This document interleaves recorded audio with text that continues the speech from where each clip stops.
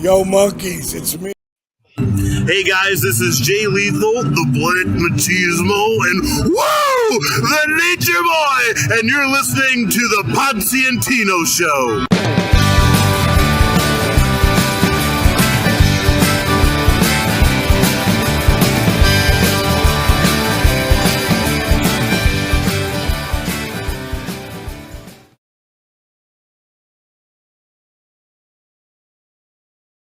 Ladies and gentlemen, boys and girls, children of all ages, the Pots and Pans Network brings to you its tag team champions of the world, the Road Dogg Tino Gray, the badass Rob Potsy Potchak. That's right, the Potsy and Tino Show.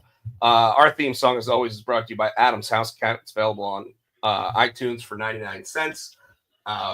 99 Jones. 99.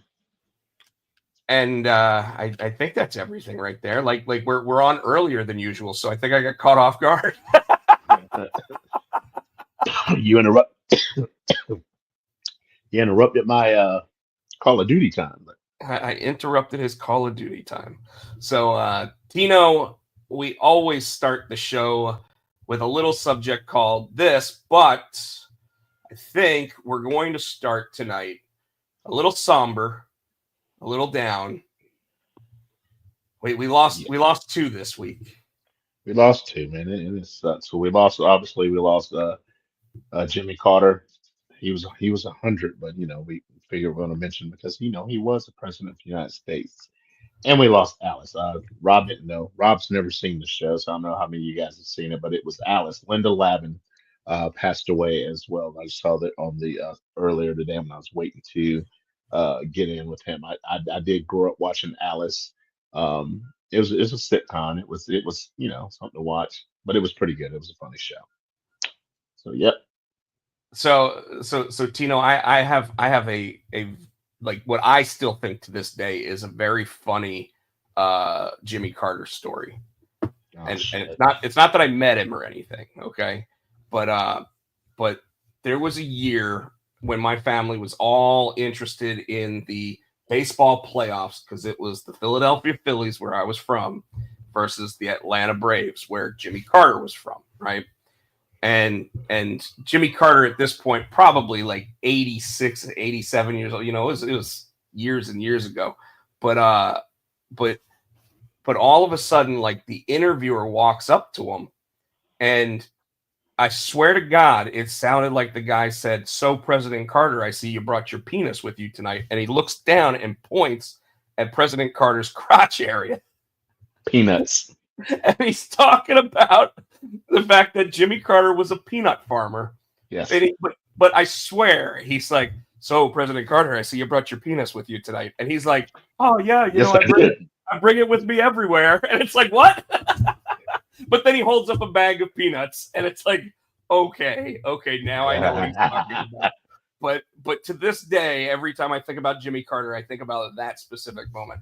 But I do want to let people know that all the way up until like 5 years ago, when the man was like 95 years old, he was still out helping people build houses and do all this amazing stuff. So whether you're a Democrat, Republican, Independent, whatever the case might be, it really doesn't matter. That man was well respected. I mean, heck, even Donald Trump came out today and pretty much said that he deserves to be recognized as a national treasure. So even though they were on opposite sides of the fence, it's really good to see that even the Republicans are saying nice things about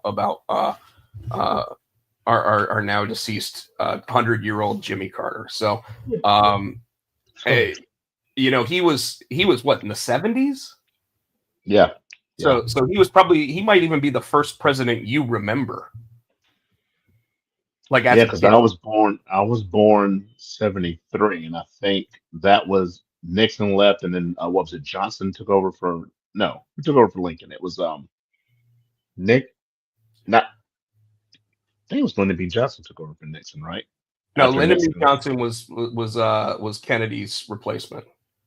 So whoever took over after Nixon resigned, and then Jimmy Carter was the first president. So after Jimmy, then there was Reagan. So that's when I started remembering everybody.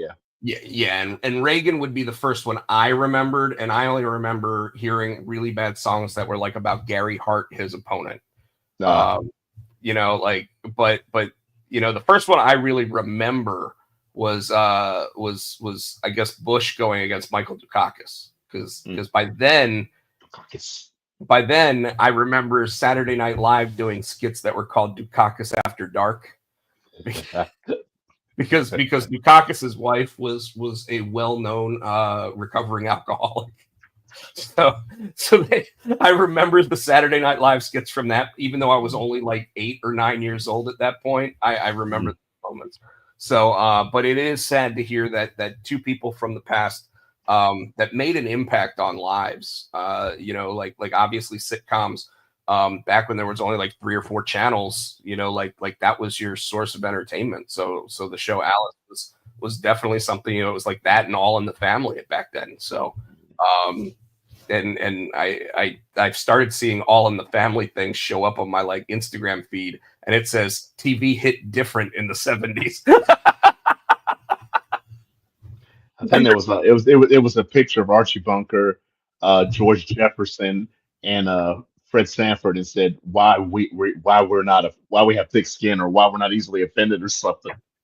Well, and not only that, but all those guys were only like in their 40s. But yet they look like they were like 95 years old. Yeah. So, but it's true, man. Because we got away with a lot of things. It was funny. I went out to drink with my friend Andy, and he works at Audi, and so he's like the lead mechanic. So he had some of his other mechanics under him, and they were younger. And we were just talking about thick skins, and this one girl, she started. I'm like, all right, and then we were talking shit back and forth. And then she's like, "Oh yeah, your mom." I'm like, "You don't want to play your mama jokes with me because you'll get your feelings hurt." And she started it, and I just like, "Bam, bam, bam, bam," and she's like, "Ow, ow, fuck, okay." yeah. She brought the single shot musket, and you're sitting there throwing out the automatic. You don't want to play the dozens with a Gen Xer. You don't want to play dozens. That's funny. That's funny. So, all right, you know, we've now talked about who we lost this week, and you know that trumps up I guess the end of 2024. Wow. You know, and by the way, this is the final show of Potsy and Tino for the year of 2024. Damn, I didn't even think about that. Yeah, I think this year we probably did the most episodes we've ever done because we didn't skip a lot of weeks. Either you might have been gone or but there was always an episode. It feels like I don't remember. Like sometimes they were on Thursdays, sometimes they were on Tuesdays. I think we did a Sunday once. But you know, like I think we did more episodes this year than we've ever done, and really? we have everybody out there to thank because at this point, I know that Tino and I are pretty much tired of each other and we don't like each other anymore. So. Had spent 5 hours with your bitch ass Sunday. Well, and you could have been here earlier if you actually wanted to catch the whole pre-show. Well, I forget. Well, I know you don't like watching the whole thing, so I'm like, well, fuck it. He's not going to want to watch the pre-show anyway. So that's why I was like, I did that. I was surprised. Usually you don't. You're like, I don't care about that. So I'm like, fuck it. I'll go at 8. And then you're like, and then I was leaving. I stopped at the gas station, and you're like, "Oh, this match in the pre-show." I'm like, "This bitch is watching the pre-show." Well, okay, and I don't want to go into the exact reasons why I was watching the pre-show, but I wanted to make sure our feed was on. And okay. So I free on YouTube. What's that? It was free on YouTube. We could watch that on YouTube. Well, yeah, but that wouldn't have been the lead into the actual show. So I had to make sure that the way that we were getting our stream was coming through properly. So someone's getting a chair shot to the back. I saw that. So yeah. So Tino, how was your holiday and everything that's been since? It was cool, man. Like I said, we had Haley came home last Sunday, which is why I wasn't here last week, because you know we went out and we did our last. Make sure you thank Terrence for your Christmas presents, by the way. Is he in the audience? He was. He is. Terrence, I got it Sunday, man. I appreciate it, man. I'm gonna crack that bottle here soon. So thank you for my Christmas present, man. I do appreciate it. Should I run downstairs and grab my bottle of tequila and we do a tequila shot? Well, no, I'm not doing a tequila shot. I just said I'd crack it open. So shit, I'm not an alcoholic. I said we'll do a shot with alcoholic.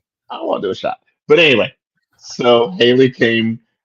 We have a thing where every year she'll go with me when I get like the stocking stuffers and last minute stuff from Nicole. That's just something we do. And so she made me promise because that's the last thing I had left. I had to get the stocking stuffer. She's like, "Now, Dad," I'm like, I know." So that's where we were Monday. When you text me Monday, we are at Crabtree. So we were getting last minute stuff and came home and did all that stuff. So that was cool. Christmas Eve went to church, went and did lights. Drove through and saw Mhm. different lights. Um, Yeah, there was a guy in Christmas. Cary that had some really awesome ones. I didn't get to see that one. I heard about it. But then Christmas Day, obviously, got up, did presents, and watched a bunch of Christmas movies, and went over to father-in-law's. And then after that, I think I told you yesterday. I think after Christmas, and then the day after, we went to my father-in-law's to eat. I don't. Well, Nicole didn't leave the house. I left, Friday and Saturday, but pretty much all day until we were just in our pajamas. We didn't do shit. We watched a whole lot of movies. I didn't do You shit. said something very funny about her when she was getting ready to finally get out of the pajamas. Oh, she said she was gonna burn them. She goes, "Whoa, I need to burn these." So I'm like, true, because if I hadn't gone to your place Saturday, or I told my friend that I would go out and have drinks with him because his wife was out of town. That's where we were hanging out with the young folks. I wouldn't have left the house, dude. I watched a couple of good movies, and then Sunday, no, Sunday. When was this pay per view? Saturday. Saturday. Came over there and hung out with you, and then that's it. I've been just chilling. I haven't really been doing a whole lot of too much. Tomorrow night I'm going to be DJing at Doherty's here in Apex for New Year's Eve, ringing it in. I start at 9. Then Friday, obviously, I hit the road back in Hickory for my monthly visit there. Friday and Saturday come back, and then next Friday, I'll mention again next week. I am where the band is in Fuquay at Abbey Road in Fuquay. So I got some money making coming up this next week or so. So Well, excited. well, that is good to hear. So with me, I'll go ahead and say that on the 26th, All Ego Ethan Page's comic book, Kids These Days, came out. I did the e-cover for that.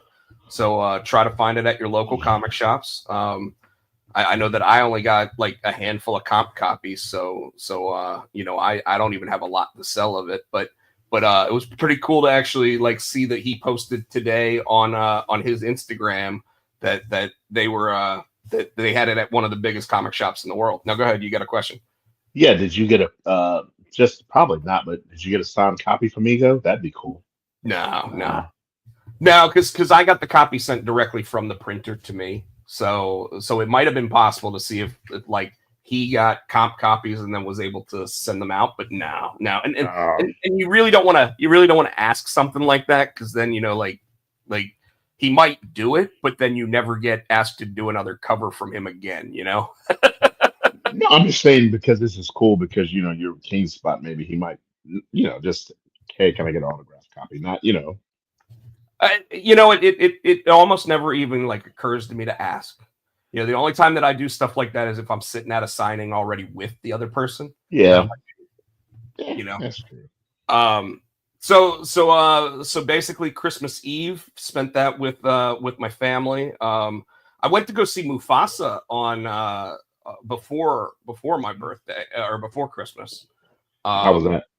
It was good. I enjoyed it. I might have actually talked about it last week on the show, but it really should have been called Scar rather than being called Mufasa. Like it really felt like it was Scar's story and not Mufasa's story. Oh. So, but it was enjoyable. The only thing I didn't really care for, I felt like the music was pretty sus, and basic. What do you mean? It was just cheesy. Like the music did not live up to the like Alan Menken, Lion King music. Well, the Lion King music was cheesy. I guess it's because it's for kids. You know what I mean? True. So maybe that's what it was, but I don't know. I just didn't. I didn't feel like it had the same like gusto Yeah, that yeah. like the old one did.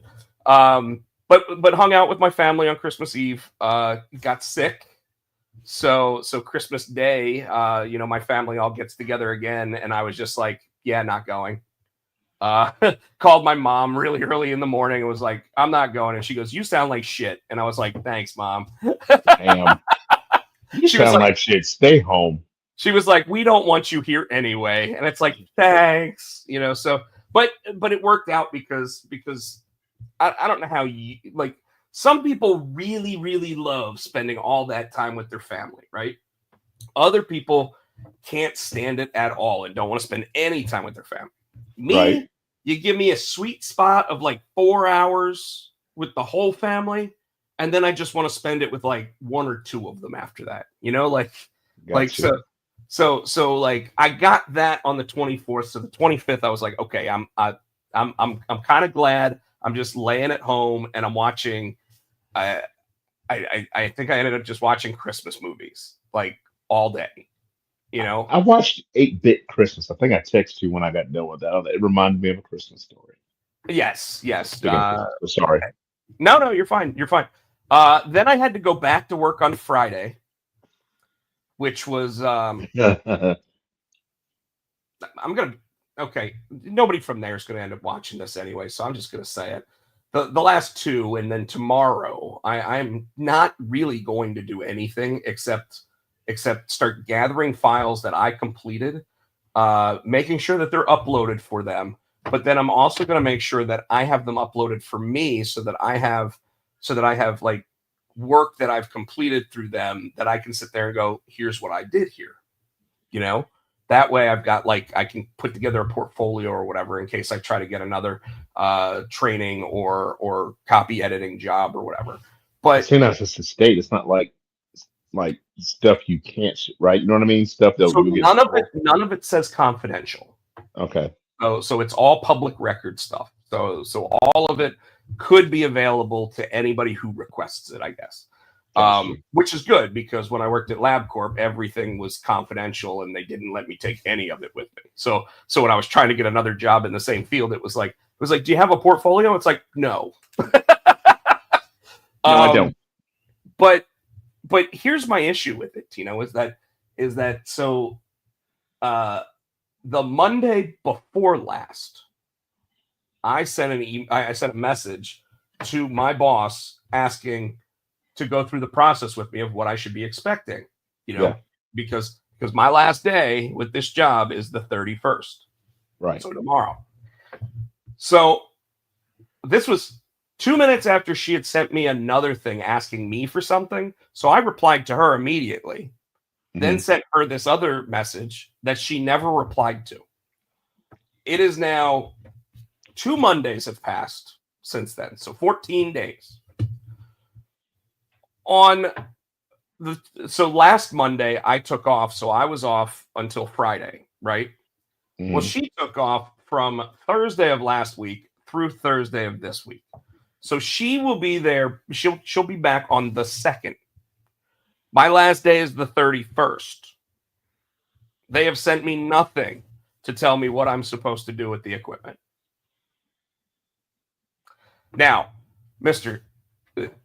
We have another friend that watches the show and from time to time joins us, and he said that his department actually requested information to make sure that his information was right, so they can mail out like boxes and stuff so that he can send his equipment back.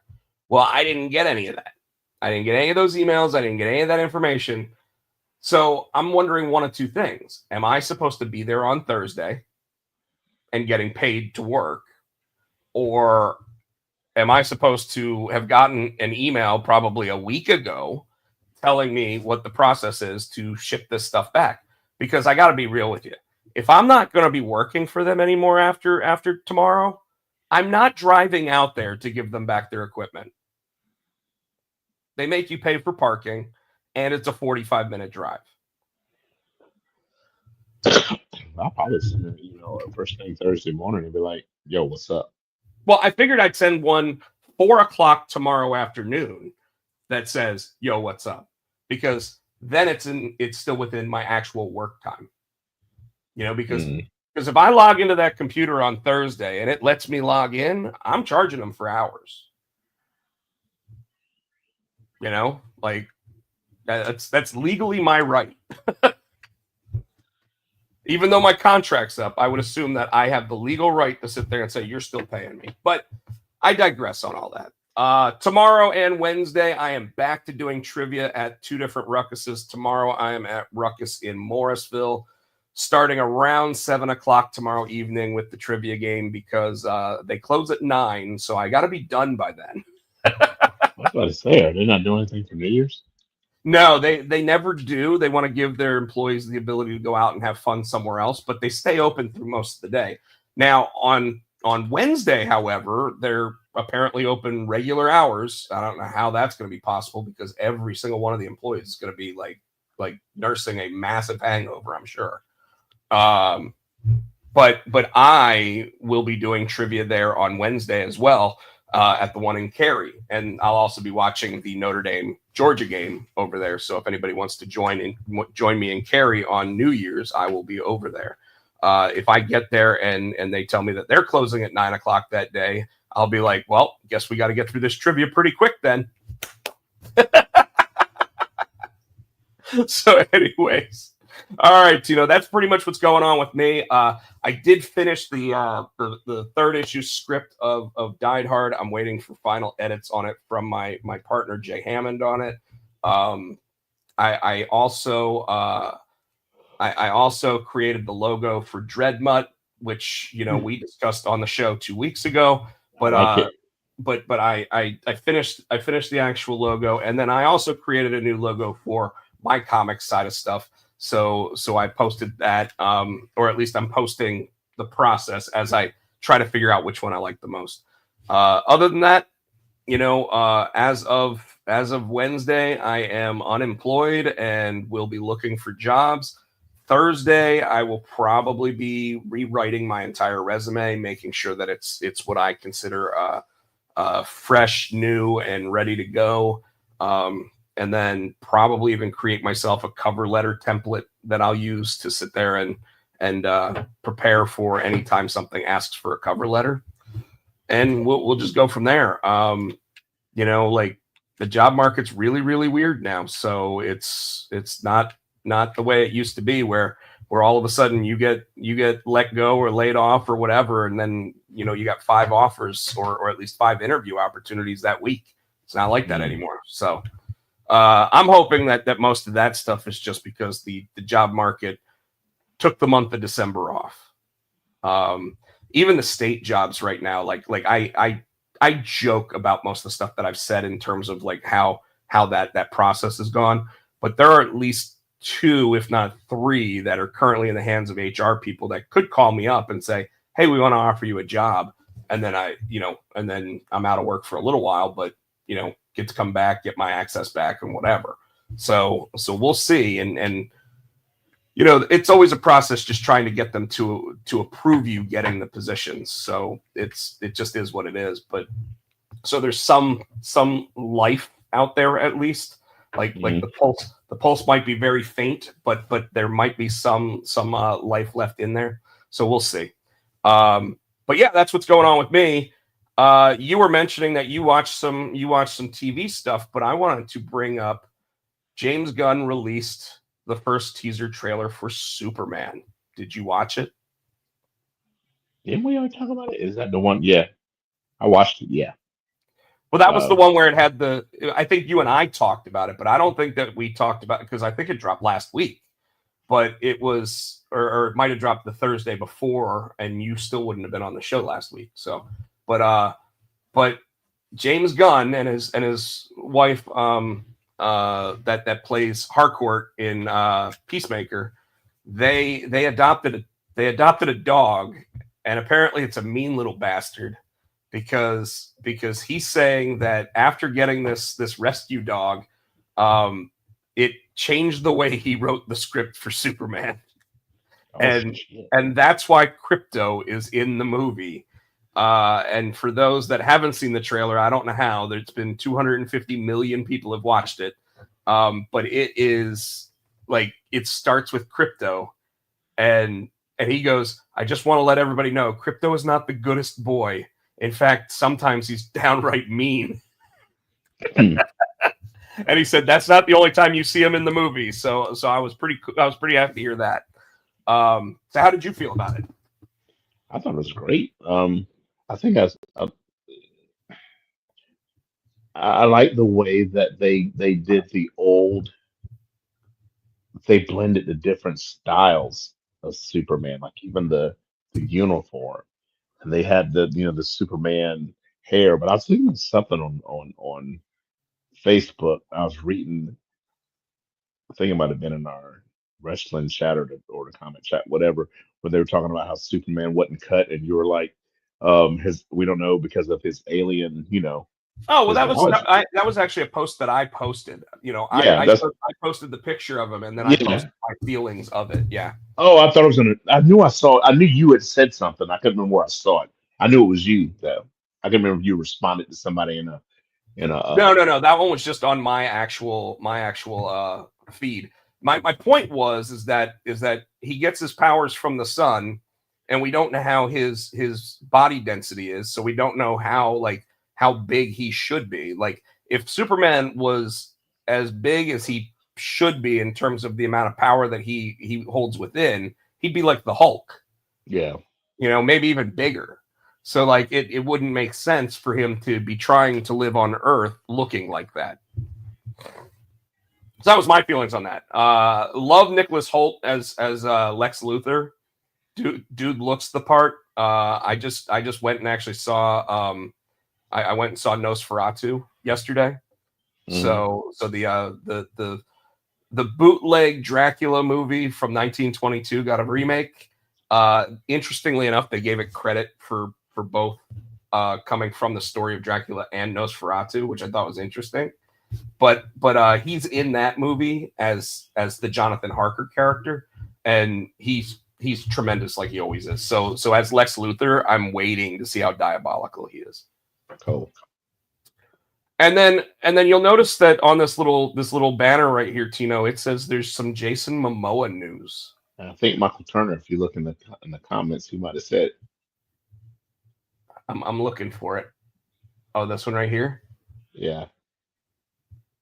So yes, it is now official. Jason Momoa has been recast into the new DCU as the character he should have always been portraying, Lobo. So, did you hear about this? Mm-mm. So Momoa had said, probably right as soon as James Gunn got in charge, he said, I always wanted to play Lobo. I don't know why I was cast. Like, when I went in initially for like the casting of Aquaman, I didn't know it was for Aquaman. I just knew it was for a DC movie. Oh, it was for Justice League. And he's like, and I thought it was for Lobo. And they were like, no, we want you for Aquaman. And he's like, okay.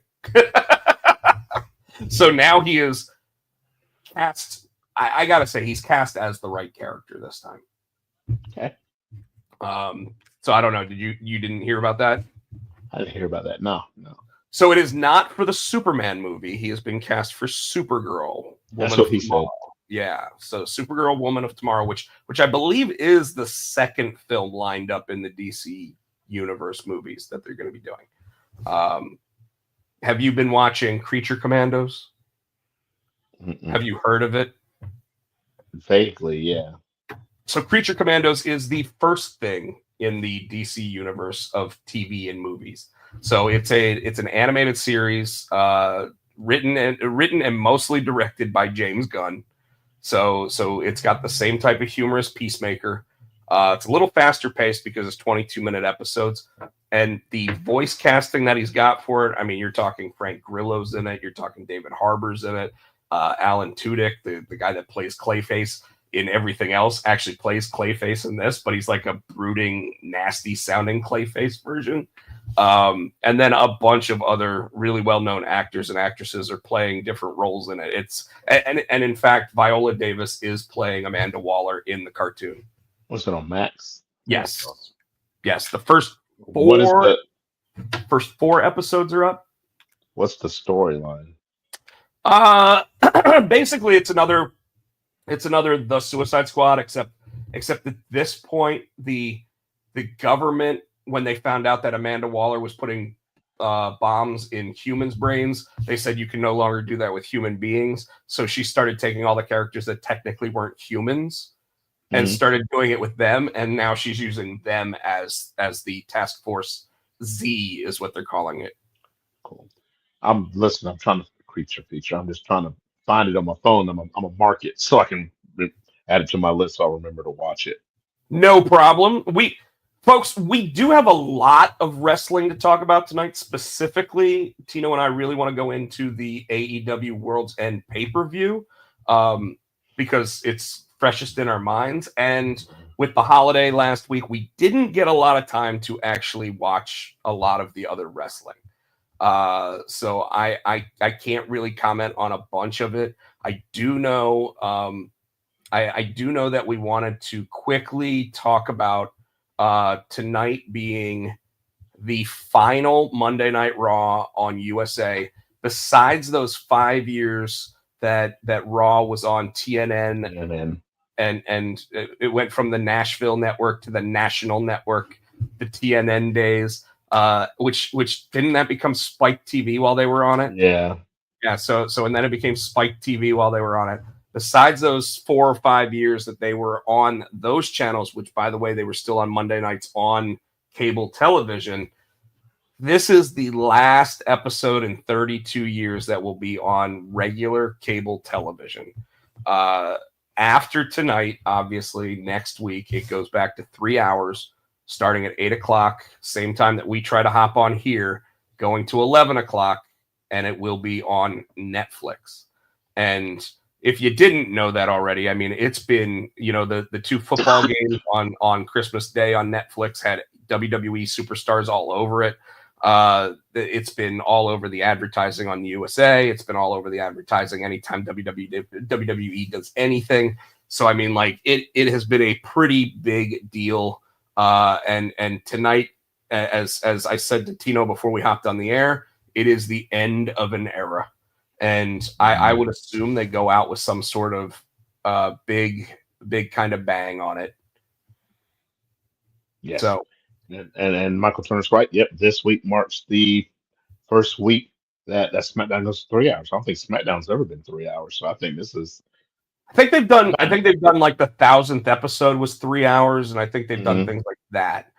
Interestingly enough, I didn't realize this, but Monday Night Raw has been broadcast for 1,649 episodes going into tonight. So tonight was the 1,650th episode. Oh shit! Yeah, so in comic book terms, that would have gotten a double-sized issue. Wow. But it's pretty interesting to know that like, when they start on Netflix, it'll be 1,651. So kind of like reset. So, yeah. yeah, almost. And then Michael Turner's absolutely right. In fact, the biggest thing to come out of SmackDown, and the only thing I really wanted to talk about from that was the Kevin Owens storyline, where Nick Aldis started the show by basically saying that Kevin Owens was not the real world heavyweight champion, and he had to relinquish that championship belt, otherwise there would be consequences. And I'm just thinking to myself, and he still didn't. Yeah, exactly. So and then we did get our first official match for the Royal Rumble besides the 2 Royal Rumble matches themselves, and that is Cody Rhodes versus Kevin Owens in a ladder match for that undisputed heavyweight championship.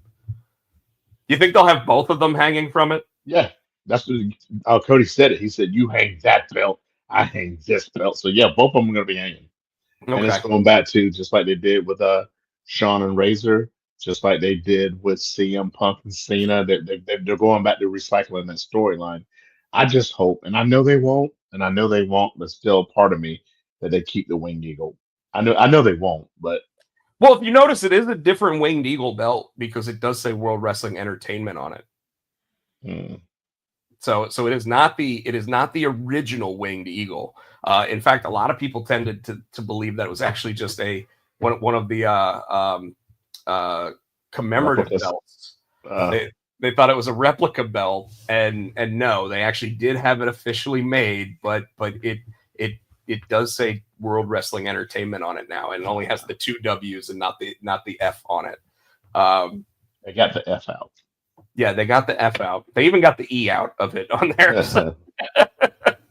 But yeah, that's really the only things that even any of the 3 programs on WWE. I mean, I know that NXT also said their things about like what the actual card is for New Year's Evil, which I guess is tomorrow night. But there was so much going on with the holidays, I didn't get a chance to watch any of the shows. And even last week after getting off of here doing the episode, I tried to watch most of Raw. I did get through most of it, but I don't think I made it all the way to the main event because I fell asleep. So, I was because I was no, you did make it to the main event because you pissed me off and I cussed you out. Oh, did I? Start watching it about Sami Zayn. Oh, and someone. Oh, yeah. He lost well, then let me go ahead and get my first rant of the night out of the way. And then I'm gonna rant your ass. I'm like, bitch, thanks a lot. I hadn't started watching it. He goes, oh, well, I didn't tell you who he fought. Well, bitch, when the show starts, they're gonna tell me what the main event is. You dumbass. By that point, I was pretty zooted. Sorry. And I've been better about giving you those spoilers recently, but yeah, I guess I screwed up on that one. But once again, they showed that Sami Zayn can't win the big one. He gets pinned every time. That wasn't a big one though. I mean, there you go, right? So I'm just a little bit tired of Sami Zayn being the guy that gets pissed on, and I know that it's because he's over enough to where it doesn't matter, but it does matter because at some point you start pulling heat from him.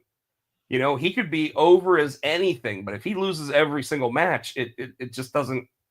They did the same thing to Owens, and Owens didn't lose no heat. This motherfucker's hot to get ready to go into a world title match. Well, now there is a difference. The same thing. No, there's a difference. The difference is that Kevin Owens has been going on a rampage after those cool downs. So he's been beating the shit out of people, been putting them in the hospital, been doing this kind of stuff. So he's getting monster heel heat, and heels are supposed to lose those matches. Well, he was the reason why he's doing that now. He was a face. The reason why he's doing it now, why he's a heel, is because he got fucking beat the shit out and lost everything as a face. Mm-hmm. So they could do the same thing to Sami. I don't know. I kind of think that what their plan is right now is they're going to figure out a way to put Sami versus Kevin at WrestleMania because Kevin's going to say the same thing that he did about Cody, which is you join back up with the bloodline after I saved your ass when you got kicked out of the bloodline. Probably. And I'm fine with that. That's a great storyline. I don't know if you saw the video online about them saying that there was long-term booking when it came to Kevin Owens this past week during their holiday tour. There's a guy that always seems to have like some like Turkish flag or something in the audience at the MSG show. And last time when they did one of these shows, remember when Roman Reigns sat there and slammed Kevin Owens' head into like the ring steps like multiple times, and we were sitting there like during the Royal Rumble that one year. Well, there's this guy in the audience holding up like a Turkish flag, and he goes, "Do it again," and Roman's like, "Okay," and Roman does it again, and then they show Kevin look out at the crowd this week in his match against Cody, and he sees the guy and he just stares at him. And he's just staring at him. And it's like a 4-year thing, apparently, between the two of them. It was awesome. I think I sent it to you in Instagram messaging. So you might have to take a look at it. But yeah, that when it comes to WWE, that's really all I watched this week. I didn't catch a lot. Or I don't remember a lot of it. I definitely don't remember most of Monday Night Raw. So I know the only other thing that I want to state there is that after we all started thinking that we were hoping that Natty was going to win the Intercontinental Championship on Raw, she got knocked out. and it was like right after it felt like we gave that prediction, she lost the next match. You know, it's and if you look at her Twitter account now, she's sitting there saying that she's recontemplating her career and what she plans to do and blah blah blah. She always says that. But she did just re-sign a new contract. So exactly. So we can see where that goes. All right. I didn't watch Dynamite or Collision. I don't even think there was a Collision because we were watching the pay-per-view. Yeah, and I didn't watch. Like I said, Dynamite was on Christmas, so I didn't really watch it. I did watch Rampage. The only thing I saw on Rampage is they at the end of the match, at the end of the night, where they hit the lights or hit the light board, and I was like, I didn't realize. I read that. I guess that's the last Rampage, and you're like, yeah, because I cut the lights off. I'm like, I guess that does make sense. Yes. So that's where that was. Obviously, the World's End pay-per-view is after they were at the Hammerstein Ballroom, so they were showing a lot of sequences and stuff from Hammerstein, which by the way looks like the right venue for AEW right now, if you ask me. It's just a very, believe it or not, even though it only holds like 3,000 people, it is a very expensive venue to actually run things out of. So a lot of people don't like running events out of there because of how expensive it is. But let's, if you want to talk about the pre-show, we can talk about it right here during this banner. But every other match, I think I gave a banner to. Well, I do want to talk about Toni Storm. Yeah, I didn't see the pre-show, so Toni Storm had a match against the girl that's with Private Party, Layla Gray. Yeah. Layla looked okay. The match ended on like a roll-up. But before the match, Renee Paquette had one of the best lines I think I've ever heard when she sat there and she said, Toni Storm's the only rookie on the AEW roster who's won the Women's World title 3 times. And I just started laughing because I was like, all this stuff with her sitting, because even the crowd during the match started chanting, she's a rookie. And so they're behind this new gimmick of hers, but nobody understands it. Well, obviously they do. If they're chanting she's a rookie. I think they're going to, she's crazy. And I think they're going to meld this Toni Storm with Timeless, because I think I told you last night you said she had straight hair. I saw the picture on the match she wrestled Friday night. She had the Marilyn Monroe Timeless Toni Storm hair with the thick red lipstick. So I think somehow they're going to kind of, I don't like two-face it. You know what I'm saying? I don't know what somehow they're going to meld them together. I mean, at one point we had the 3 faces of Foley, so I think it's going to come back around to her and Mariah May, though. And now at this point we've got the 5 faces of Foley, because you actually have Mick Foley and Santa Mick, Saint Mick. So I mean, like there's 5 of them now. But yeah, other than that, there really wasn't a lot that went on. Leo Rush and his tag team partner ended up winning that tag team swirl around that they did. And that basically gave them the next shot at Private Party. Mm-hmm. Saw something today that actually said that the Young Bucks in an interview recently sat there and said that they wanted to actually lose the tag team championships in a squash to the Outrunners. I thought that was interesting. So that's bullshit. Yeah, they obviously didn't lose them in a squash to them. So, but all right, let's jump into some of the actual main card. Here you go. Ospreay versus Kyle Fletcher 2. The electric that bit. I'm like, they need to change the match. We were just sitting there watching. I'm like, Ospreay. Even there's first, so we know that Ospreay got busted open. I don't know. Well, we think he cut himself. We think he cut himself too deep. I think there was one move. I didn't see it. I looked away. I guess he had done a flip, and you said when he hit, it just. So as soon as he cut himself and they showed him and it started getting red, I looked at you and I said, it's a gusher. A gusher. And you were like, you think? And I'm like, and then all of a sudden, like, it was just dripping at like a fast pace. And then he did one of those standing moonsaults. And when he landed on Kyle Fletcher, it just went splash. And like it looked like an episode of Dexter, or it looked like Gallagher hitting a watermelon. Like it just went everywhere. And then we were talking about how like throughout the like you got to give him credit because Will Ospreay probably did lose a pint of blood in that match. I don't know how much blood a person has to lose to actually be woozy for real or whatever. I don't think it's too much, because like if you give blood, sometimes people go to stand up and they fall back down because they get lightheaded. That's why they give you cookies and juice.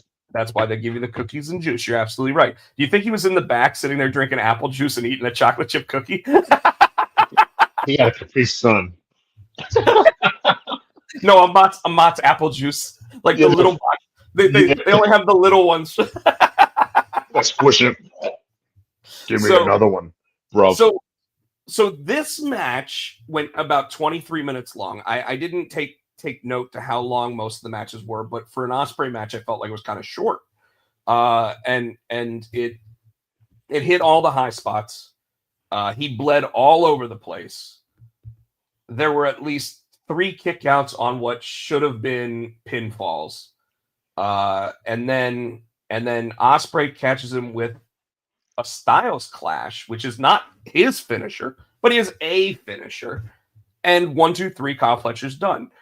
My question to you there is, do you think it's possible, because remember, the pay-per-view ended about 20 minutes earlier than most AEW pay-per-views. Do you think the match was supposed to go longer and Ospreay was like, let's go home? Yep. Because he did lose too much blood. You had to been, dude. On top of losing bloods and still going at full speed like he was, he had to been like, okay, I'm if we don't go home, I'm going out. You know what I'm saying? So we got to finish this. Mr. Helios, we will definitely be talking about Powerhouse Hobbs, because I want to know what the fuck they're doing with him. So I joked in my post-match statement on the Facebook page that Meltzer will give this at least 5.5 stars. Is that about right? That bitch gave it about a 20.5 stars. No, but he goes up. I think so far he's given a 6, and that's the highest he's given. And he gave it to like Ospreay versus Kenny. That's probably gonna be a 7. Because that match. That match made it impossible for anything to stand up to it. Yes, I mean, they started with that match. And folks, I am saying right now, go ahead and record this episode. This was a phenomenal match, and in fact, I feel like all of the main card matches, except for one, were really, really good. And we're going to talk about the one that I did not think was a good match. And I almost forgot to write it up entirely in my write-up of matches because I forgot about it. And you'll be surprised by what it is, but we'll get to that. The second match of the night, Tino. So A plus. That match was an A. Not an A plus. With story and everything else and how he sold the blood, I give it an A plus. Yeah, okay. It had the WWE storytelling involved. Obviously, they also had history, so it really all right. Yeah, A plus. I think if it wasn't long enough for me for them to do everything that I think they could have done to make the story. Don't get me wrong, it was a phenomenal story, but I think if they like you said, if they hadn't, I think it was cut short. I think if they had the time, that it would have been fucking phenomenal. Yeah, because we never heard the commentators or anybody say anything about that Tiger Driver or anything else during it. The match did, however, if I remember correctly, it was either this match or the next match, did have an attempted package pile driver at one point. And it was unsuccessful. But there was a pile driver that was successful during this match, and you and I both said, "Oh shit!" Oh shit! Because I thought he broke his neck. Yeah. Because what is that? Is that the one who went through the table? No. That was the Thunder Rosa one, and we'll talk about that one later. Yeah. Which one was that? It was just right in the middle of the ring, but the way his head hit, it hit like on his leg on the way down, not the ground. So it looked pretty rough. Next match up, we had Ricochet versus Okada, and I also put End the Aftermath because this could be a rant from me, Tino. Why? Well, let's talk about the match first. It's the aftermath that I might have a rant on. The Ricochet and Okada match was what I thought it would be. You know what I mean? I didn't. They kept trying to say that Okada was built, to no. Was it Okada or was it the other one they were saying? I get them because Okada and take a shit. Remember they were saying one of them, even though for their size, they were built and they can hang with the high flyers. I don't remember which one they were talking about when they said it. Was it Okada? I think they said both of them can do that. Yeah. My favorite moment of this entire match was when Okada decided to run the ropes while Ricochet was sitting there, ran the ropes one direction, then changed directions, stopped behind him, and went, off. No, it smacked him in the back of the head. Oh, yeah. He smacked the shit out of him. Because even Ricochet was like, Ricochet sitting there like rubbing the back of his head because he smacked him so hard. He smacked the shit out of him. The only thing that would have made that better is if Okada had sat there and gone, No, he's gone. Oh, yeah. But he ran the ropes like twice, and then he turned direction, stopped again, and he's like, he did. He smacked the shit. He came back from damn Alabama with that one. I'm surprised Ricochet didn't have a fucking handprint. With the amount of chops and everything that these guys did throw at each other, with the Kyle Fletcher match, we noticed that Kyle Fletcher actually had fingerprints on his, like actual full fingerprints of roast beef on his chest. And remember, I said that Ricochet's rocking the George Jefferson. Well, he would be if he grew his hair out. It's starting to grow in. You can see. He looks like that line. He looks so. If you ever saw his and I posted a picture to you of his, like what Swerve Strickland said when he posted a picture of him, and he has like the Macho Man hair, and I was like, oh my god, like this is like Jay Lethal when he grew his hair out to be Macho King. That's fucking so yeah. But the match itself, it was not as good as the match that happened before, but it was about as good as it could have been. I felt like I don't want to go A-. I don't want to go B+. I feel like it was a solid B. I feel like the two of them put on about as good of an effort as they could after what we had just seen. And Tino pointed out that he was like, do you think that they'll actually change the mat out between? And I didn't think they would, and they did. They actually did change the mat. Took probably extra time sitting there talking to Excalibur and Nigel and Tony Schiavone. Man, Tony Schiavone was off his game. He was off his game this night. I think my favorite part of that was when they had the camera on all three of them, and Tony's like this, and you're like, Tony's pissing. Well, it was like Tony's got a bottle under there. We're having like the other two are having like a full-on conversation, and these guys are there for 5 hours. And they're having a full-on conversation. Tony Schiavone's just sitting there like this, and he's like leaning. And then when you said it, and then all of a sudden this thing, and I was like, and there's the shake. But I mean, like Tony Schiavone looked visibly like disturbed there, and they weren't saying anything that was going to make it seem as such, you know. Nigel, I felt like was his regular self. Excalibur was top notch as always in terms of what they were saying. But there were moments though that Tony Schiavone just said dumb shit, and I'm gonna talk about one of them when we talk about the finals. Okay. But before we do that, I want to talk about the aftermath of this match. Go ahead.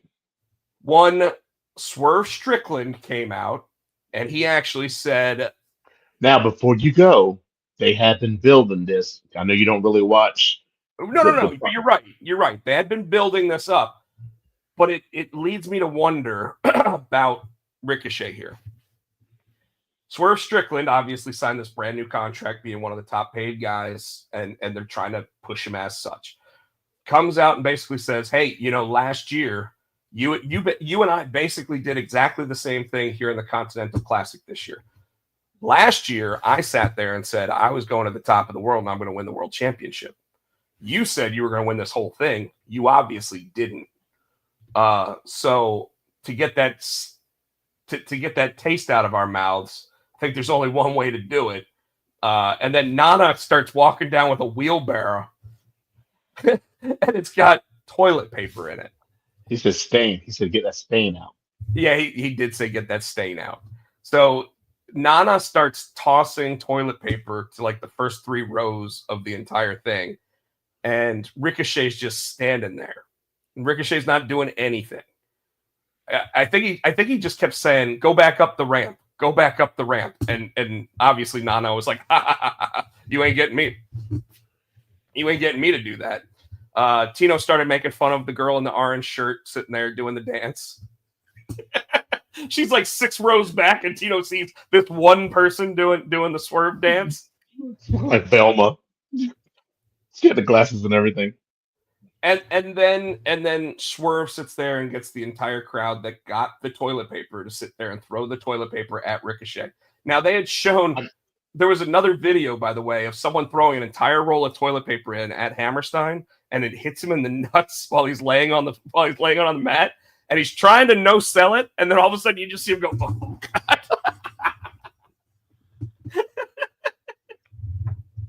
So I think they're going somewhere with it. I know you're about to rant on they're not, they're already being Ricochet, but I think they're going somewhere with it. And let me take you back. So I don't know if you saw this episode where I think it was one of these finals or the semifinals where Benjamin lost, right? Bobby and MVP were in the ring, and then Ricochet, he's been trying to get with the Hurt business, right? So I think who's Swerve? Swerve's still dealing with Bobby. I think it's a setup. I think they are going to have a match with Ricochet and Swerve, and I think the Hurt Syndicate, whatever, are going to come down, and Ricochet will join the Hurt Syndicate. That's what I'm calling it. Yeah, because obviously they had that moment where Ricochet pulled the card out, and Yes.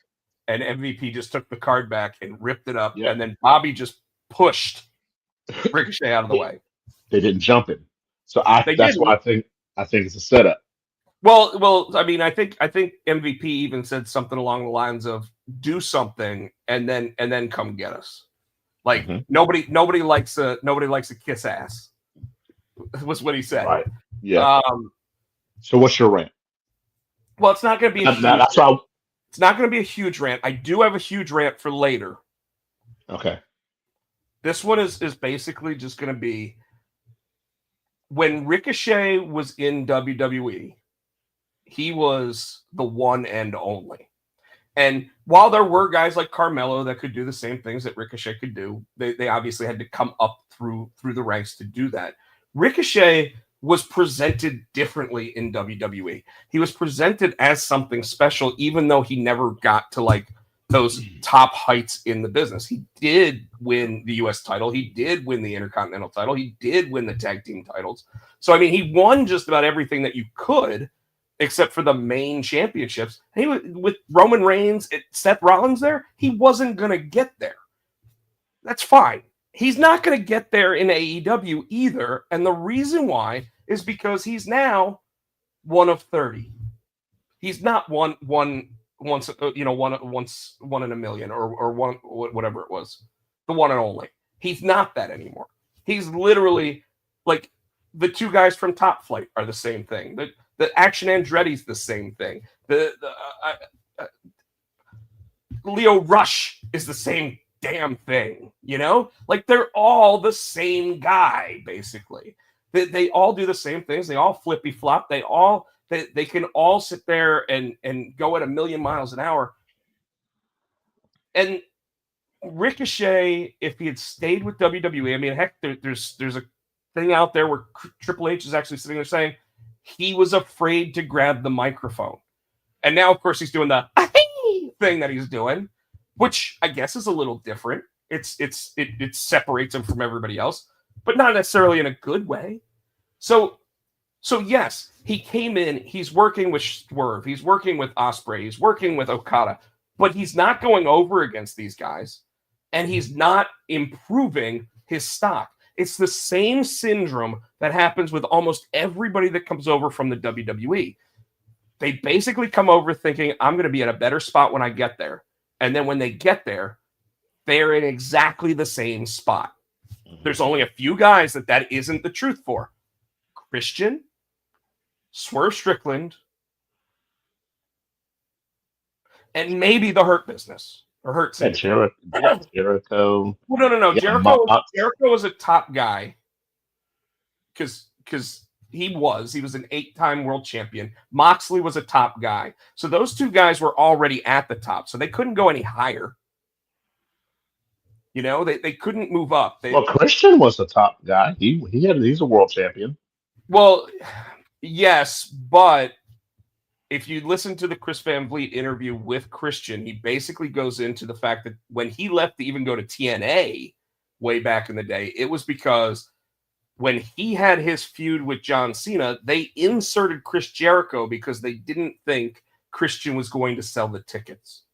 So they didn't really believe that he was a top guy. And if you remember, the only reason why he was even in that top guy position was because Edge had just left with his massive injuries. So there's all of this stuff where like, you know, you can look at Adam Copeland and say, okay, he's back to almost being at the top of the card because he's going up against Moxley. Do we really think he's going to beat Moxley? I don't know. I would probably, I would say I'd see how it goes because I really think he will because who's holding that damn Money in the Bank briefcase? They got to. And if they were going to want, but do they want Christian as the world champion? So Scott in our Facebook group actually made a really interesting statement that, you know, wouldn't be outside of the possibility for an Adam Copeland to do. And that was, what if Copeland ends up going against Christian for that contract? Because if you remember, that's actually an Adam Copeland story from years ago when Mr. Kennedy had the contract and Edge took the contract from him. Well, I think that's because Kennedy was about to get fired or something. Kennedy had done something. They were trying to get it off him. Yeah, he hurt Randy Orton. Yeah, and that was one of the things that they did. But they gave it to Edge. But storyline wise, Edge ended up becoming world champion again. And it's one of the 2 times that the Money in the Bank contract had actually been switched that way. Obviously, Otis and Miz, which we knew Otis was never going to be world champion, but to have him lose that way instead of having him lose to a heel champion was boo. Anyway, so it's possible that you could see Christian end up losing the contract to Copeland, and then Copeland take the contract to go against Moxley. Like Moxley might say, "What have you done since you've been here? You don't deserve a world title match." And then he goes out and he wins that contract. Then you don't have to worry about Christian having the contract because Christian's a heel and Moxley's trying to be a heel, but we talk about that all the time too. Let's move on to some of these other matches. But when it comes to Ricochet's in the exact same spot. And sure, might he be international champion or something like that at some point? Maybe, you know. But right now, I have a feeling he's going to be like Ring of Honor TV champion rather than anything else. And is that really a step up for a guy that, you know, like was prominently featured on Monday Night Raw every week? I don't think so. All right, next match up. Ready? Yep. The Tijuana Street Fight. That match started because Mariah May didn't get in the ring. She decided she was going to go fuck with Papa Rosa, and she got jumped from behind. That's what she kept calling him, Papa Rosa. I know. But I loved his mustache too. Yeah, and he gave her the Tijuana dirt, and I think that the part where Thunder Rosa's like, "You're never gonna be my mommy."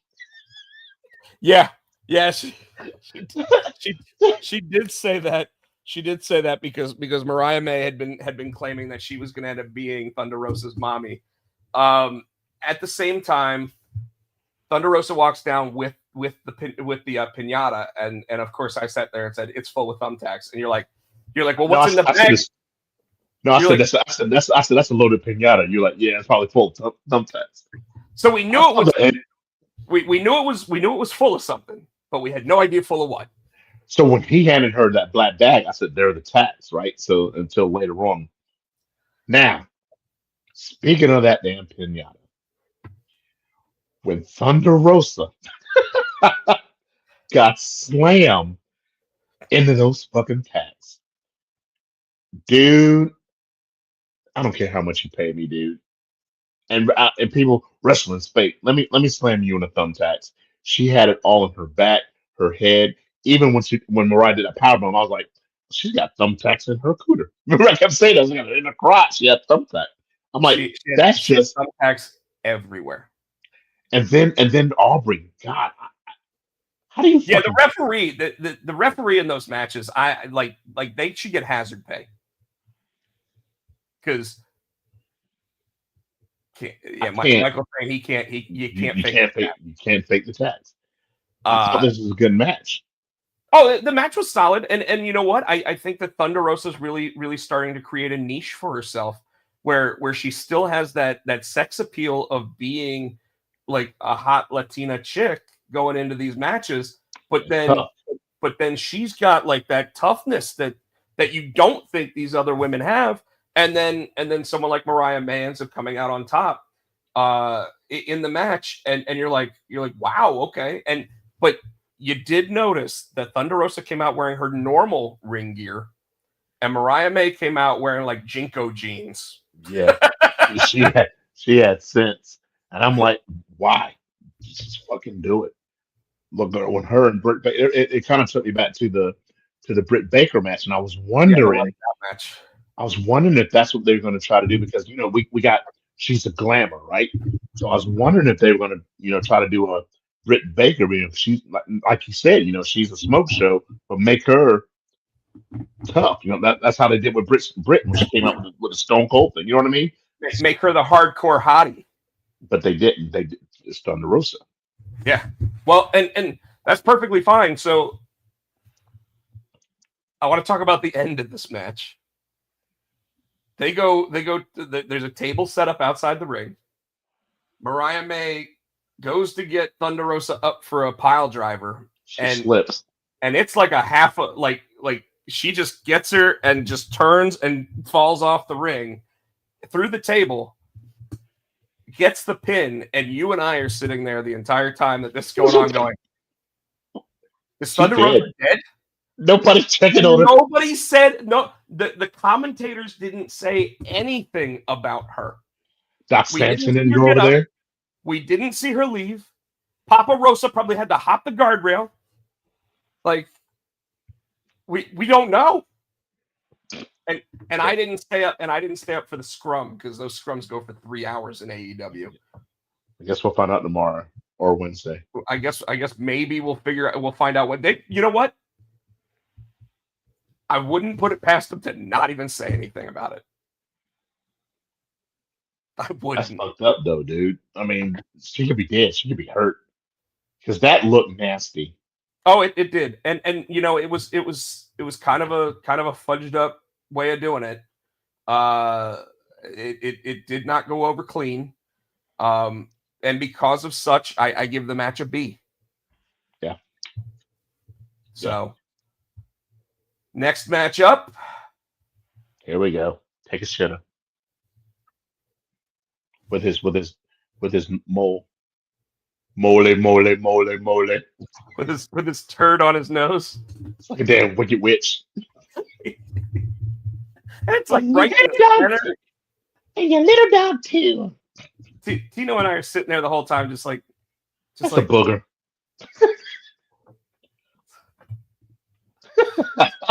Just got something going through the like on the top of his nose, and it's such an eyesore. Like you just it doesn't matter how much of a like an alpha he is, because of course that's what he goes by now, the alpha. That mole's the alpha. yes, That's the alpha mole. It's like the Lemmy Kilmister thing, where this was actually what was singing the Motorhead songs. It wasn't actually the guy; it was the thing. It was the Quado on his face. Him and what's his name? I don't know much, but I Oh know yeah, I love you. That dude. Yeah, he had the same thing. Yeah, he had the same thing. Yep. So the match. I know you. Here you go. I know where you're going. I don't, and I'm with Terrence. Why did we bring Hobbs back? And you want to know something? When Hobbs attacked him on Wednesday and laid him out and was standing over him with that belt. Remember, we always talk about the 5-year-old me. You got him on Wednesday. Your ass is losing on the pay per view.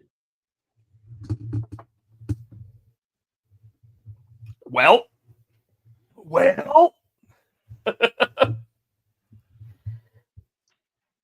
This was probably Hobbs's best match in AEW. Yes. And this is even against like the Samoa Joes and the Wardlow Samoa Joe and him meat on meat match. And even when he took the knee brace off, I thought that was a shoot. I thought his knee. I'm like, oh shit, they're about to call this match. Remember when he fell? I think it was a shoot. One of the things that I complained about all night was that everyone seemed to be nursing the same injury. Well, yeah, because they all went out with knee injuries, except for Cole, who was an ankle injury. Right. So they're all lower leg injuries. Yeah. But I mean, like all night long, everybody that had a knee injury, that's all they're going for. And it's like you can't. But think about it. We always say that. You know where their weak spot is. Hobbs is the big dude. He's powerful. You take his legs out, he loses his power. I get it, but you can't have every match do the same thing, and that's the problem that I had with this. I have the same problem with most of the matches being 19 finishers before one of them finally wins a match, and when they win, you're like, where'd the fuck that come from? Yeah. You know, because you're jumping out of your seat for all of these 2 counts, and then all of a sudden, when the pin finally happens, you're like, on that, you know. But here's my problem with this match, and it's pretty simple. When Hobbs came back and he said, "I'm going to take everything from you, Don, and I'm going to start with," and when he said, "I'm going to start with this," he gets his pointing wrong, because he like points at the belt. He's like, "I'm going to start with him," and then he points at him, and then he goes, "And then I'm going to take this," and then what ends up happening? He loses the match. And he loses clean. Like this wasn't even Don got up from his chair and hit him with the screwdriver. This was just he got up and take a shit and ends up winning the match. Mm-hmm. Like it didn't make sense to me. Like how does that help Will Hobbs? Then. Like I can't put together how this makes Hobbs better in any way, shape, or form. Now, do I think that he's going to find himself some friends to go against the Don Callis, whatever they call it now? Because it's not really a family; it's more like a conglomeration. Because they don't have because he still calls it family. I know. Even though he traded all of the members of the family for a whole new family, except for Brian Cage. So. I just didn't get it. I didn't get the booking. I didn't get the story. They literally just squashed that story by him losing this match. I don't care. I don't care if they continue to try to do this story on Wednesday night. I have no interest in it now. Yeah. You know, like at least give me a screw job ending. Yeah. Ready for the next one? Yeah. This is the one I almost forgot. You ready? The women's match. No. Oh. This is the one? Because the match itself, I don't remember. I remember, actually, that's not true. I remember a couple things. And for two people as good as they are in the ring, for me to remember these things, and they're not good things, by the way, makes me sit there and just think that this was a trash match between the two of them. I feel like the two of them realized we can't beat that Ospreay Fletcher match at the beginning of the night, and we probably can't beat what Ospreay and Okada are going to do later. So let's just go out there and throw out a big turd. Because remember when MJF was on the second rope and Adam Cole is sitting there, instead of being ready to get hit by a Panama Sunrise, he's sitting turned the other direction. So I sat there and I just went super kick. MJF jumps off the thing, super kick. Then later on in the match, same thing. Adam Cole's like lined up, and it's like he's gonna hit him with a super kick. He's not even making it look like he's gonna get hit with one of these other moves. He's literally lined up for a super kick. And I'm like, these two guys are too good for this. And then, just like earlier in the night, we have the aftermath. And the aftermath happens after MJF, Tino, wins this match clean.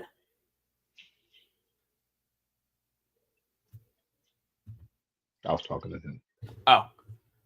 He loses the match clean. Mm-hmm. Again, so this is the exact same thing that happened in the Will Hobbs match. I'm going to take everything from you, Max. I'm going to make you wish that you had never been born. And then I'm going to lose clean in the middle of the ring.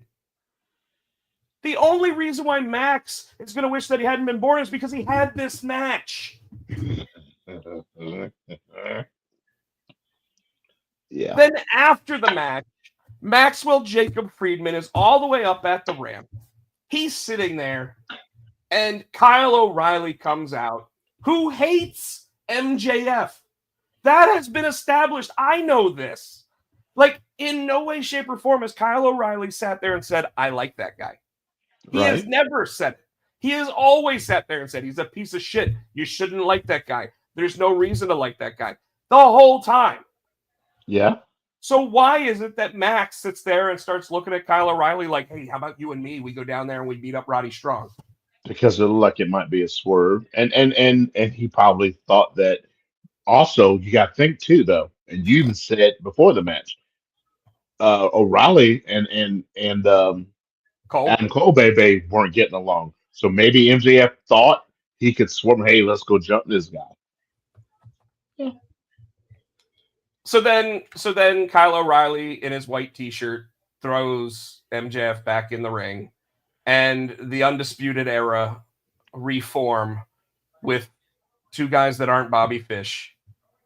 I guess to be the Undisputed Kingdom without Wardlow now. And they beat up Maxwell Jacob. Wardlow wasn't in the Undisputed Kingdom. He was in the Undisputed Kingdom. Then he disappeared. Oh. Remember, he was supposed to win the title, then hand it over to Adam Cole. Okay. So Kyle O'Reilly has now left the conglomeration to go on his own, but now he's with the Undisputed Kingdom. I don't know if he's with them. I think he just kind of... He hugged Matt Taven.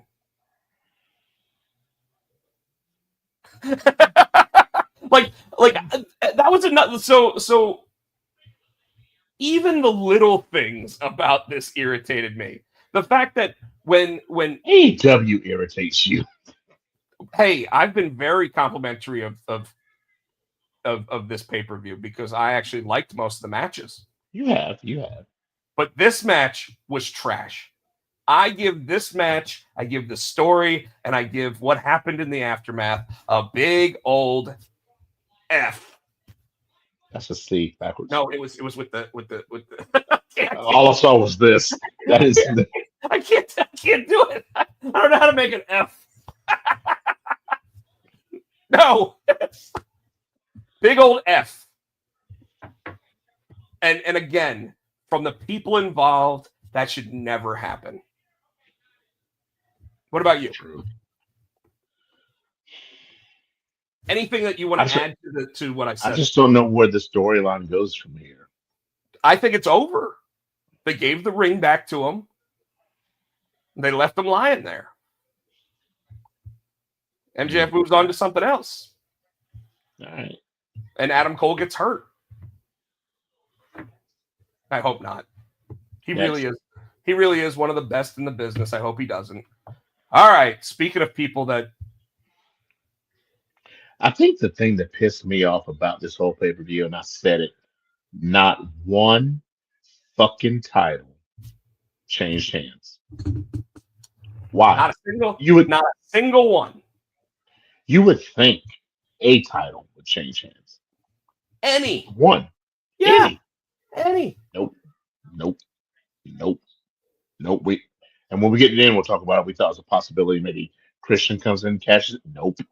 Nope. So this match. So I have a very angry thing to say in this match. I wonder if they're waiting for Camille to come back and take that belt off of Mercedes. Well, I think it really has to do with the fact that Mercedes already has a match lined up for January 7th at Wrestle Dynasty. Yeah. Which is a co-promoted pay-per-view between them and New Japan. Well, I guess that's what I'm saying. I said that's why she probably kept the belt here, but I'm thinking after that, I wonder if Camille comes back and takes that title. I don't know. Anyway. What you think of the match? I went and really. I give the match an A-, but I give one specific. I do, but I give one specific spot in it an F. What spot would that be? The spot where you're like, "Why won't you die?" That part was no. hilarious. I called that shit, but no, I'm talking about the package pile driver. Oh. A move that has never been used in AEW under any circumstance until this night, when they attempted one in a match earlier and it failed. And then Chris Statlander puts the smaller Mercedes Moné into a package pile driver, and we thought she broke her fucking neck. 1, 2, not only does Mercedes kick out, but she immediately goes on the offensive after it. There is no fucking reason why she should have been standing at all. There's no reason why she should have kicked out of the pin. There's no reason why she should have been able to do anything else. There was no reason any of that shit should have happened. And it's not because it's a protected move or anything else. It's literally because it's the very first time that move was finished in that ring, and she sat there and kicked out and immediately got up like she was fucking Sting or Hulk Hogan and immediately went back on the offensive. Now, the other problem I have with this match, again, the two women gave everything in this match. But the other thing I did not like about this was Chris Statlander has her outweighed by 50 fucking pounds. Why was she playing the small man in the match? Who? Statlander. She should have been on the offensive the entire fucking match, and the heel should have been playing up to win. But instead, Mercedes was in charge of that entire fucking match without someone outside the ring that could help her. Well, because they're paying Mercedes all that money, and she's supposed to be the veteran. Well, I get it. Now, to your point, when Statlander had to take her boot off, and it got to an 8 count, and it got to a 9 count, and she slid into the ring, and I looked at you and I said, "Why won't you just die?" And then Mercedes Moné, without skipping a beat, immediately says, "Why won't you just die?" And you just turned and looked at me like this. And I was like, the fuck? Like, how does Rob do that?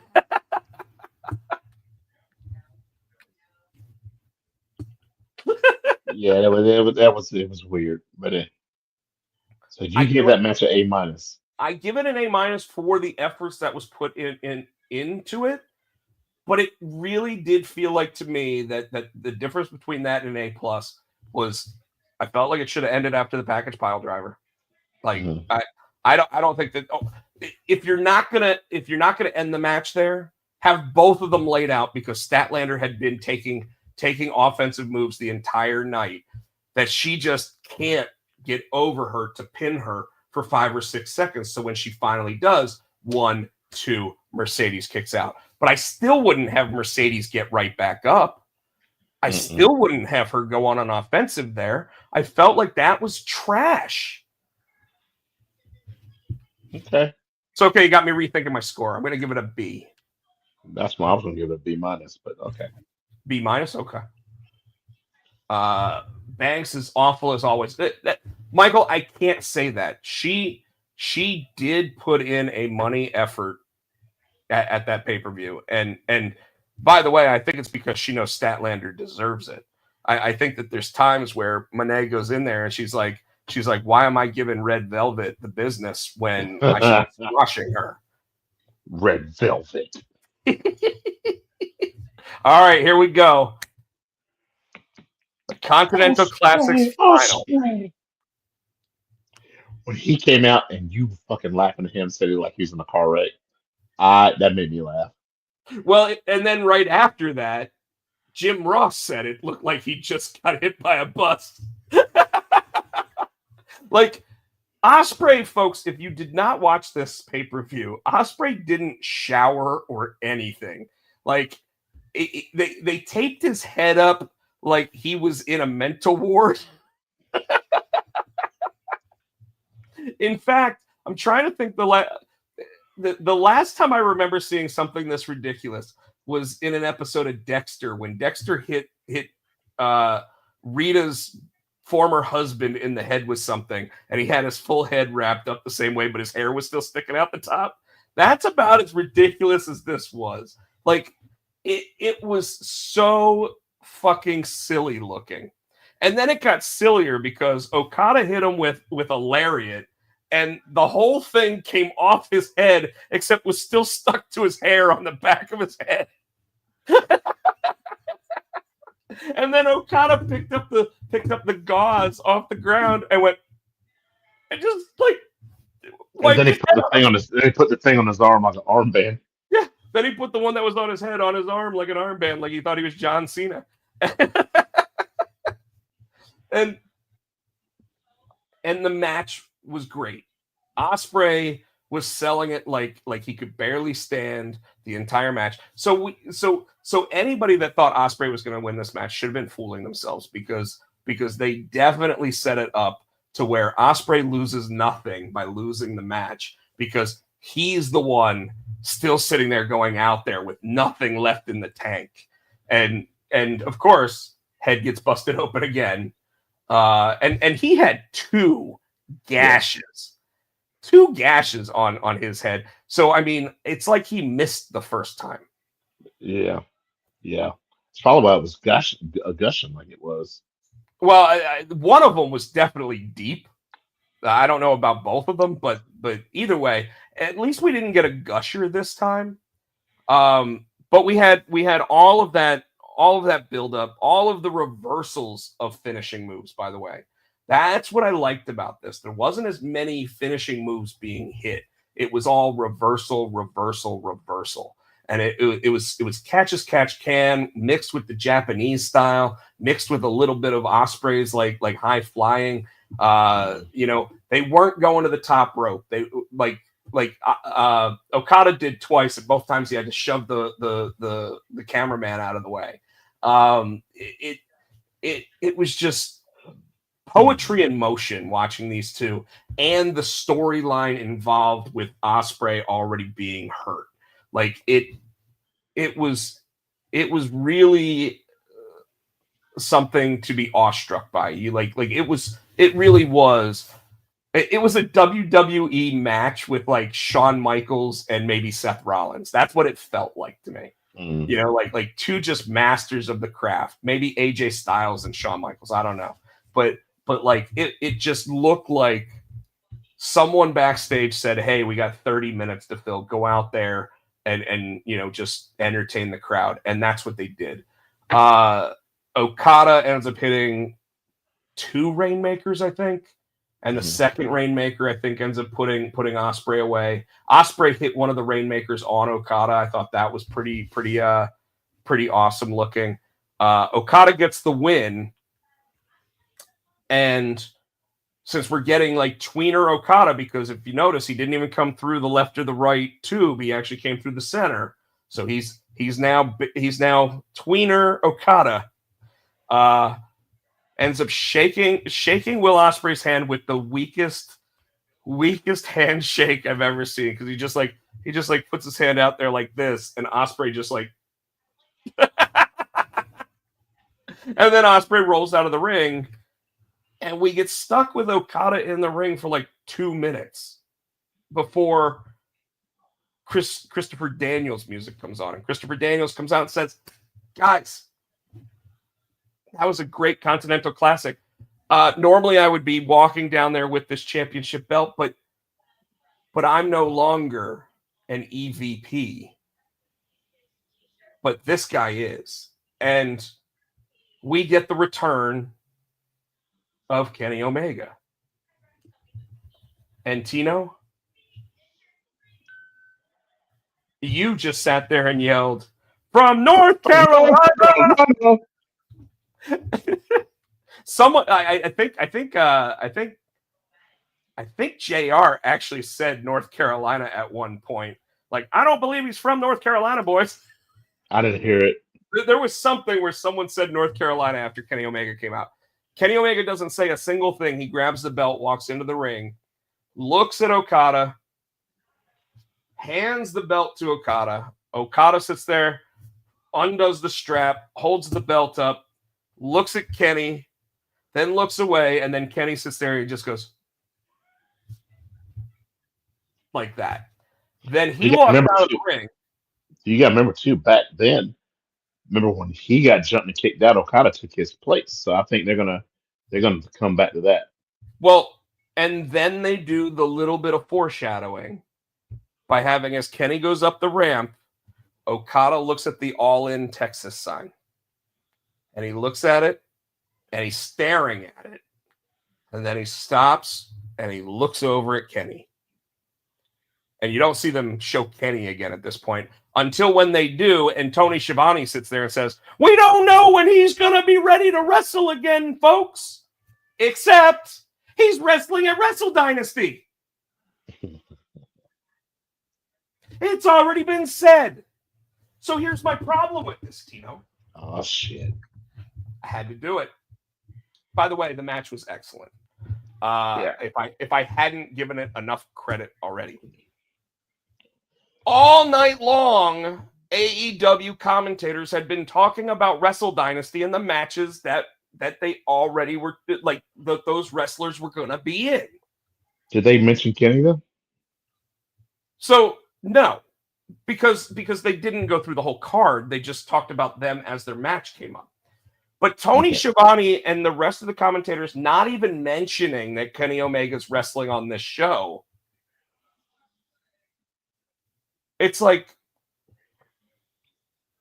guys, you can't say that these people are all wrestling on that card and then he's not wrestling, that we don't know if he is or not.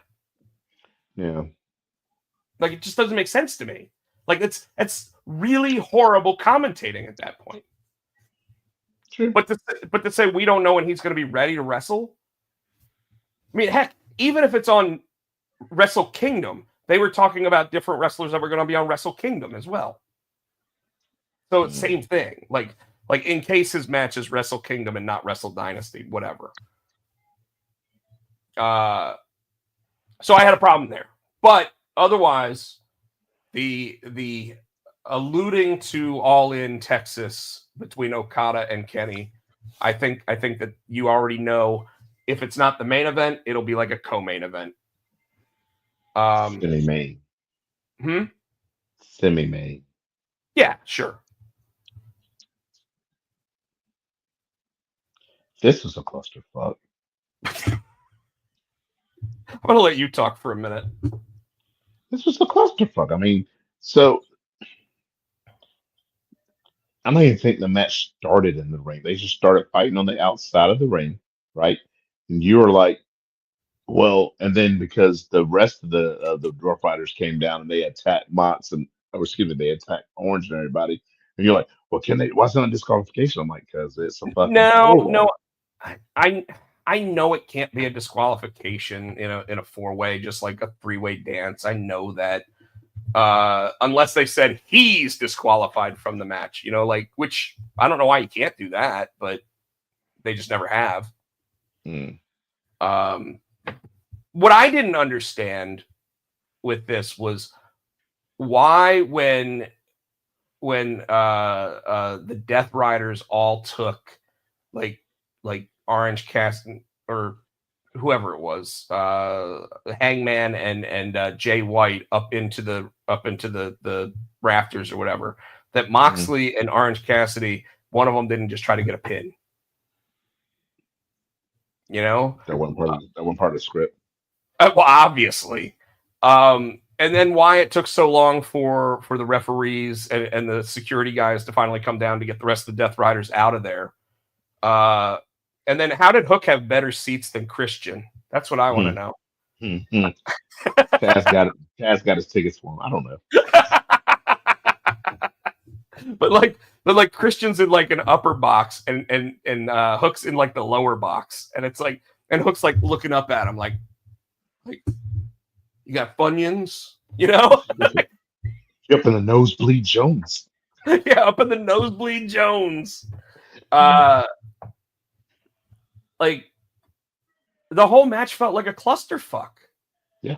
And let me go ahead and ask this. What's the most prestigious title in AEW? The one in the damn briefcase. What we one don't is get to that? see. I don't even know. Yeah, I agree. The championship is supposed to be, but I already said, why is it always in the fucking briefcase? So if that's supposed to be your top championship, why isn't he holding it, on his shoulder like everybody else, all the other damn titles? He keeps it in I'm the okay fucking if he briefcase. doesn't. I'm okay if he doesn't hold it on his shoulder, but Or at least have it out. why that referee was completely okay with not opening that box up and holding it up, because that's what the referee's job is to do. That doesn't make sense to me. Like, if you're defending that belt, I need to see that belt. Because I said, it didn't start in the ring like a normal match. There was no way or no time for him to hold it. No, the match did start in there because if you remember, he ended up handing the box back to Marina Shafir, and they tried to handcuff it to the ring. Oh yeah. Like, what the fuck was that all about? But the whole match was a clusterfuck. Nobody should be able to say that this match gets better than a C-. Like, it just wasn't. It wasn't a good match, though it did get the biggest pop of the entire night. And that was when Jay White hit his finisher on Marina Shafir. Yeah. That blew the roof off the place. Because he's been threatening it forever, and they always pull her out before she can get hit with it. Well, so and this time she put her hands on him. He didn't even see her, and he just grabbed and did the move, and it blew that joint up. So I honestly, like I said, I don't know how you give this match better than a C-. It did not do anything special for me. The only thing that would have made it any worse was if more interference ended up happening in the match, like if Darby Allin came down from the rafters into the middle of the ring. Like, that's the only thing I could have, like. Well, that wouldn't have happened because they fucking broke his neck and kicked him downstairs Friday night.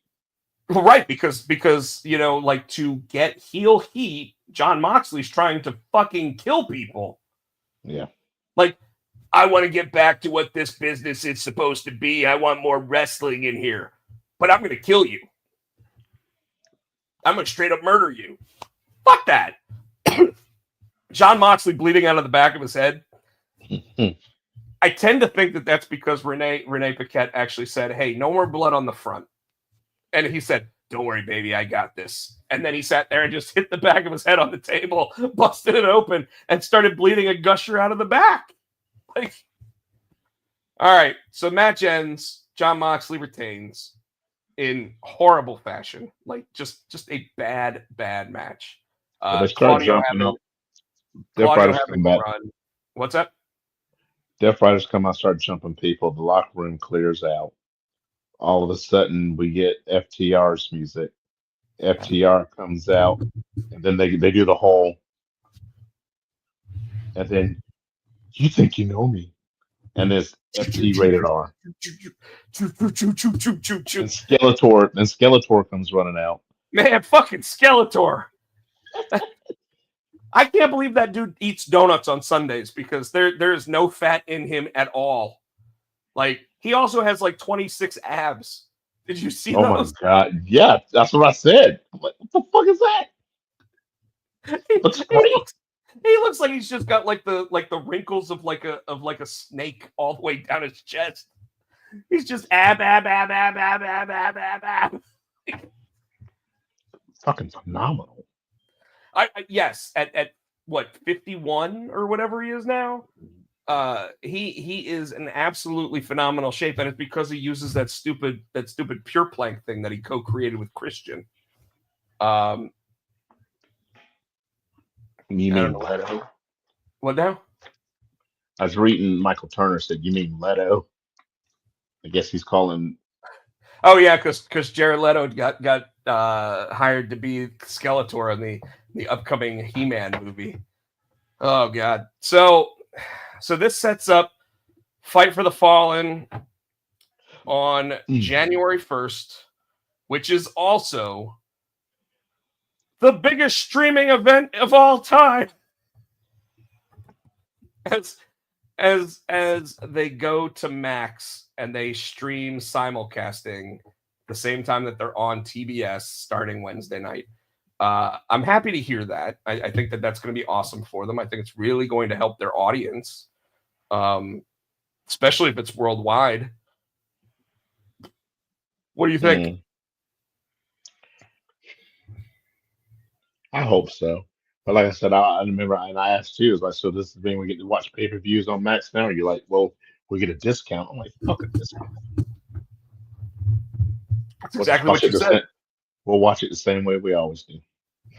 So, should they have saved the rated FTR moment for the beginning of Dynamite? I almost called it Nitro. No, because they got to have a hook for people to watch it too. So you know what? I kind of agree with that. Now let me ask: Do we get a surprise appearance from maybe a Glamazon during that match? Probably, yeah, because you got to have somebody to counteract Maria Shafir. Like when Orange came out, I think it was on Rampage.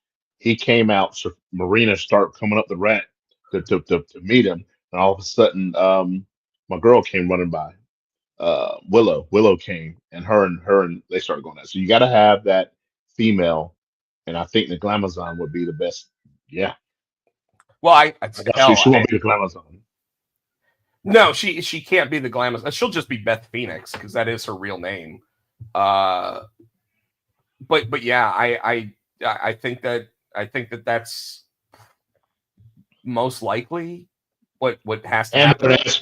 And they're in Asheville, so that's where FDR is from. That's where Edge lives. Yeah, so if there was a time to do it, yeah. So I think you're right. She obviously isn't under contract with WWE anymore. Do you think it's long term? Do you think it's just we're gonna run like a program with the Death Riders and she goes against Shafir? Probably, because I don't think Beth's wanting to go back into it long term. I think a one and done kind of thing. Well, not one and done, but you know what I mean. Like a short program. She'll probably get with a few months. You know, when she did her interview with Van Vliet, she was actually talking about how she, the reason why she stopped doing the commentary on NXT was because she was away from her kids on a weekly basis. So obviously they have two, I think that's like 7 and 4-year-old girls. So I mean, like obviously that's something where a mom typically wants to be around the babies. So I totally agree with you. I think that's likely. Though I could see her working like a 3-month program to the next to like the March pay-per-view. That's what I said. It'll probably be a short term. It won't be like a year long. It'll probably be 3 to 6. 6 would be pushing it, but yeah, probably 3 to 4 months. So and obviously she was probably the one helping Adam get back into ring shape again, after another injury. God. And I with him at least it's the same thing with CM Punk. It's because as you get older, your body breaks down. I was reading up on this type of stuff earlier today because I wasn't doing any work. But I'm kidding. I was doing work, but I was getting everything ready, like I said, to turn in. But but I was reading up on like how to like how the body breaks down over time and stuff, and it's true. I mean, like I'm having this issue, though now I'm on Medicaid. I don't know if I told you, I got all 4 of my prescriptions for $16. Oh, nice. Yeah. So and my doctor's appointments and stuff while I'm on it are supposed to be $4 copays. So I'm getting ready to get my optometry appointment in. I'm getting ready to get my doctor's appointment in. I'm going to be like, okay, how much do I owe you? Oh, $4. Damn it. But yeah. Tino, I believe that might be the last thing I have on the list. Cool. That's all I got.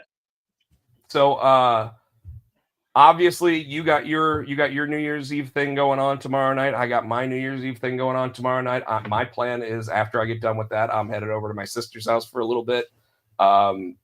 I might just go home though, depending on how tired I am after doing trivia. But you're not gonna hang with Fubar? I mean, he'll probably be at my sister's house. So I might go over there for a bit.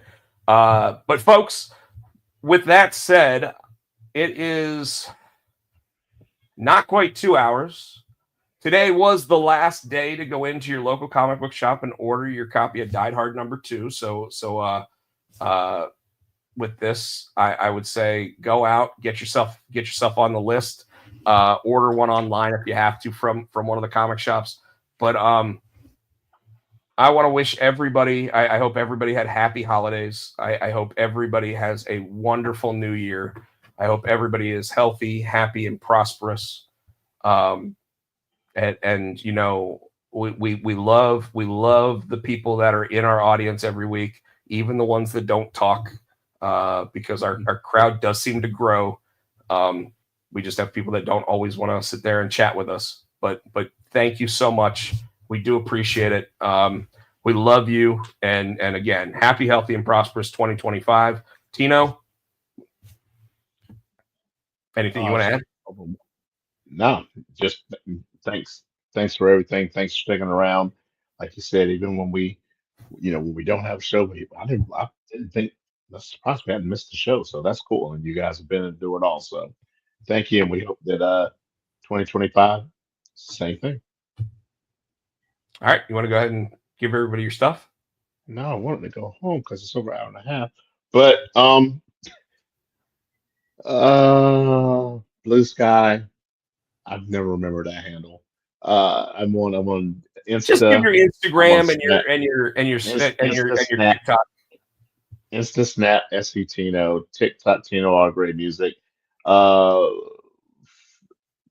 X Potsy and Tino, Facebook Potsy and Tino Show.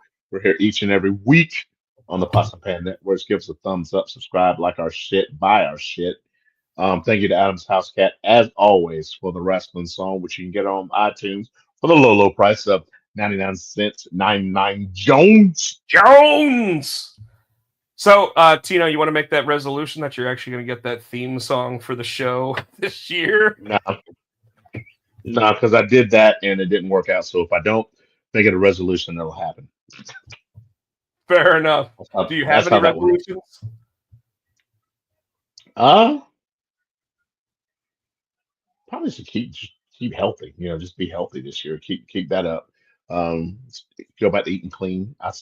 I intermittently eat shit that I shouldn't, but I'll go back. So I'm gonna go back to my clean eating.